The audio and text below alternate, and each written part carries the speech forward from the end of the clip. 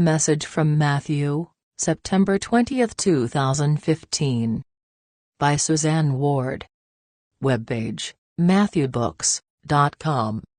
With loving greetings on behalf of all souls at this station, this is Matthew. Early along Earth's ascension course, energy surges were mild and occasional, and most of the populace mutely continued to accept the status quo. When the planet reached planes where the surges were stronger and more frequent, outspokenness about intolerable conditions and heated activity began in earnest. Now voices throughout your world are rising to a crescendo as the peoples are forcefully freeing themselves from the last vestiges of millennia of control by dark minds and hearts. All along during Earth's journey, lightworkers have been in the vanguard of world changers. We know that at times you feel weary, even in moments despondent, about the pace of progress, and not only because a number of you recently have written this to my mother. Although the selected examples were edited for brevity, the cited parts preserve the writer's sentiments and express those of the others who wrote, feelings we know that many more of you share. I get so weary with the way things are here on our planet. I look forward to the changes to come. Humanity is said to be in the process of a fundamental change, a total turnaround toward love, light, God, spirit. However, many humans don't show signs allowing to hope for such an awakening. And I include myself in this. Why do animals have to suffer so much? Why can't we all just either not exist at all, or why can't we all just live in perfect harmony? I want so much to believe, but I just don't understand what it's all about. War atrocities have created a desperate refugee situation. Some people are billionaires while millions live in poverty and children die of starvation and unsanitary living conditions. It is difficult to accept that karma is the reason for the vastness of inequities and suffering. Will it never end? The more I see pain, violence and grief, the harder it is to believe what you and other spiritual messengers tell us you see. Looking at this world from wherever you are is vastly different from living here, where suffering and hopelessness seem endless. I understand the free will concept, but I can't help but wonder why the entity we refer to as God would create this planet Earth for us to inhabit as humans, just to allow it to be messed up again by humans to the point Gaia is screaming for help and then ask for volunteers to come and try to fix it. I've always wanted everyone to treat each other and the animals kindly and respectfully, like you say it will be in the Golden Age. I'm 89 now and sad that I won't live long enough to see it. Beloved family, let us be your cheerleaders for a moment. It would be premature to rush onto the playing field to celebrate before the final whistle, but when the game is in its last stages and the light versus dark battle on Earth is ! And our team is so far ahead that victory is certain, it isn't premature to feel triumphant. The game isn't quite over, though, and the team that knows it has lost isn't going to just walk off the field. Both sides have to keep slogging it out until the game ends. That may not be the most apartment analogy for a world in the process of being transformed, so we shall speak clearly with each passing moment. Your society moves closer to a peaceful world with justness, kindness and abundance for all. You don't remember that other civilizations persevered many thousands of years to change from perpetual fighting to living harmoniously, thus you have no comparison for seeing that you are doing this at a speed without precedence in this universe.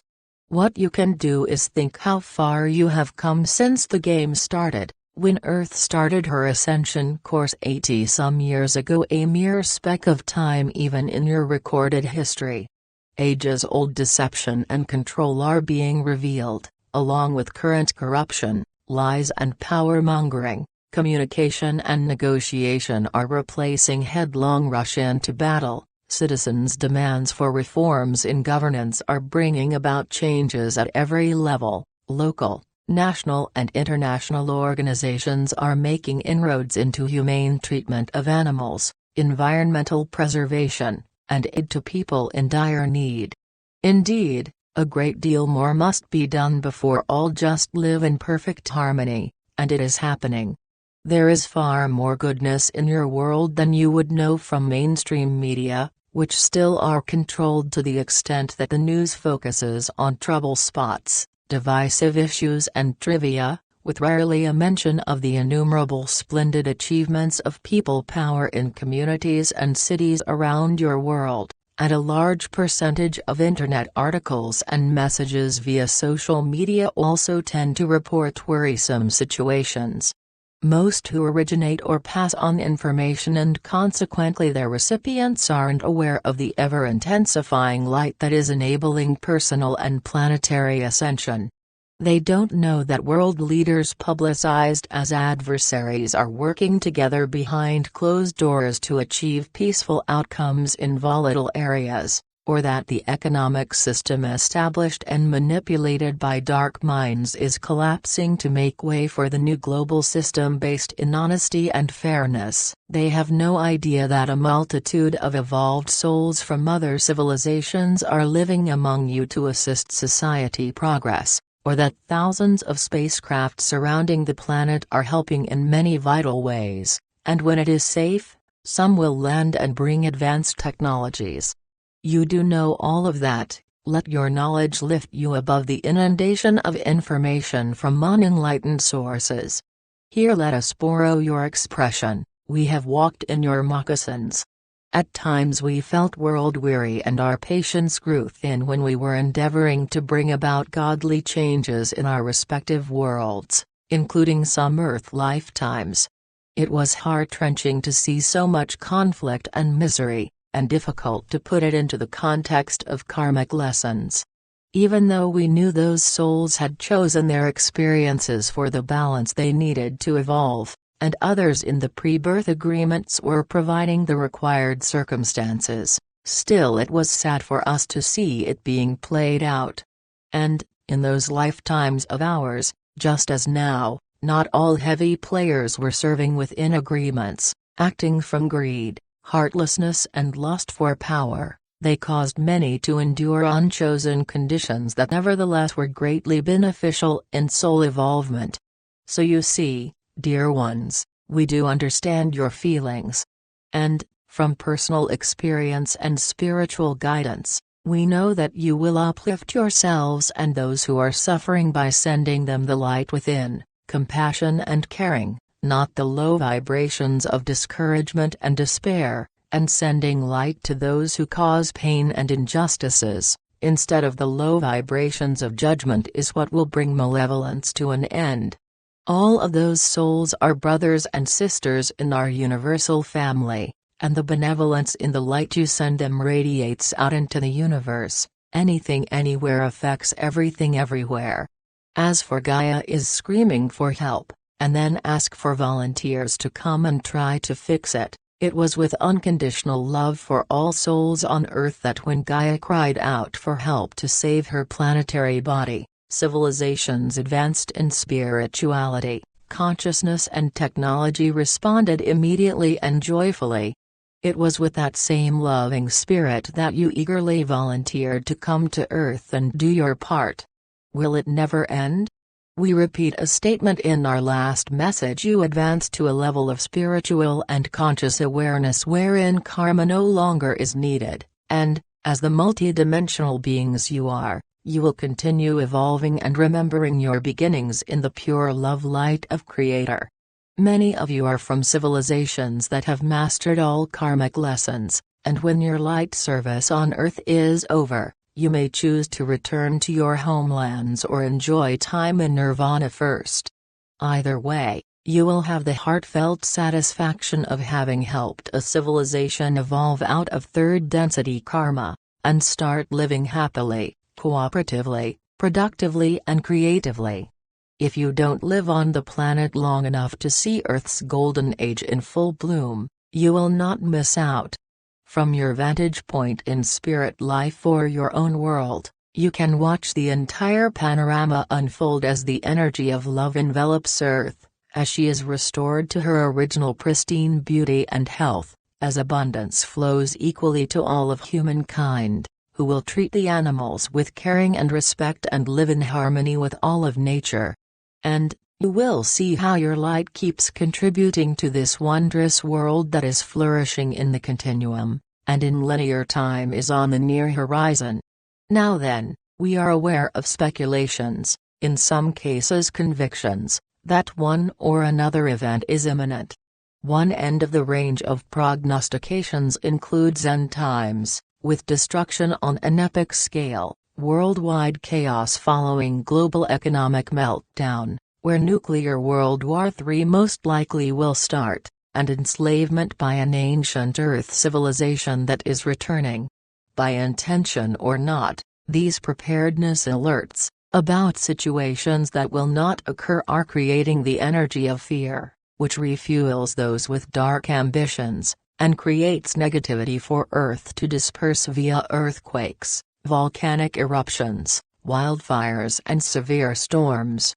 At the other end of the speculative range is a cosmic wave that will raise your civilization into fifth density, or some other astral condition that also imparts sudden enlightenment. Individuals whose hopes are pinned on a spiritual and consciousness awakening in one fell swoop worldwide will be disappointed, just as those who expected life on Earth to be loving and peaceful on December 21, 2012, and henceforth felt sorely let down. What is happening and will continue is this Earth's ascension into successively higher vibratory planes with correspondingly stronger surges of love. Light energy is accelerating soul's journey along the spiritual pathway. Yes, some are seriously lagging and causing misery to many, but please don't let this be foremost in your thoughts and feelings. Be mindful that the universal law of attraction is in constant operation. By feeling grateful for positive developments and confident, optimistic and excited about Earth's future, you help your society move more quickly toward that magnificence. A number of you have written about the discovery of a part, from Malaysian airline flight MH370. I didn't know at the time, Ashtra explained, when the plane's problems developed like dominoes falling, and wiped out all systems required to keep the plane under control, that problems included the loss of any of the plane's movable parts. When the piece of float was identified as from the plane, the investigators logically concluded that the rest of it is at the bottom of the sea. Not in their wildest imagining would they think that it was stabilized within the powerful energy field of another civilization's large spaceship, which kept the bulk of the plane intact, until it was safely put down on a planet similar to Earth, and all aboard disembarked after a rescue mission in accordance with their collective soul-level choice. We have been asked if Khazarians are within the ranks of the Illuminati. Indeed so, and their long history of conquest and ruthlessness still is evident in your world. Also, we have been requested to share our thoughts about Pope Francis' visit to the United States. We think its importance will be global. Throughout his papacy he has urged uplifting struggling peoples everywhere in messages that transcend politics. Because decisions made in the United States affect many other countries, we feel that what Pope Francis says during his visit will help to increase spiritual awareness within that nation's government, and the citizenry, and ultimately result in benefiting people around the world. Our last message about the soul evoked more queries, and we shall get to those after answering questions for which there was no space in that message. Do only souls in the most advanced civilizations become angels? Or can souls in a lower density civilization who aspire to reach that exalted status also attain it? Even souls in the most advanced civilizations do not become angels, souls whose frequencies are so high that they are pure energy. Creator's first expression of itself produced the archangels, who are of the highest love light energy, and live in the Christed realm closest to Creator. Although they do not incarnate, they can direct aspects of their soul selves into personages, whom they endow with innate abilities and knowingness. The best known in this universe may be Sananda, one of whose personages is the soul you call Jesus. The archangels telepathically communicate with beings in physical and spirit worlds, and they continuously beam their all-powerful energy throughout the cosmos. Using Creator-bestowed energy, they visualized and manifested subsequent levels of angels, and those in this universe serve as God's emissaries in myriad ways.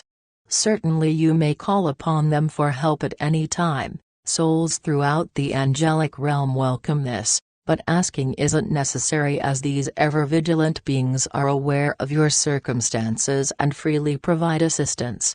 While never can they interfere with anyone's free will, they are permitted to save people from transitioning prior to their contract's longevity clause, spur the action of body's self-healing mechanisms, provide divine guidance, boost energy, uplift spirits, ease emotional and physical suffering, and accompany persons during the lightning-quick transition from physical to spirit life. Their presence in your life is indicated in paintings by master artists of yore, but contrary to those depictions, angels do not have wings. However, they can easily manifest them and often do during a life-saving mission of a person who believes they have wings. Some souls later in the angelic lineage may choose to enter the cycle of life in spirit and physical worlds, to exemplify godliness and enlightenment in a fledgling civilization, or one emerging out of darkness. More often, though, they take on personhood only briefly for a specific purpose, perhaps to safeguard someone in momentary danger, console a distraught individual, nudge in the soul's chosen direction, a person who doesn't know which fork in the road to take, or offer encouragement to someone to follow strong intuitive feelings. Thus, aspiring to become an angel cannot make it so, but aspiring to be like an angel is most worthy. And, dear ones, by expressing your love light through generously sharing with those who need assistance, you are serving as angels on earth. Yes, Mother, I can see that remaining questions must wait for the next message. In farewell we say, the unconditional love of all lighted souls in this universe is embracing you all along your journey on earth. Love and peace. Suzanne Ward. Webpage, MatthewBooks.com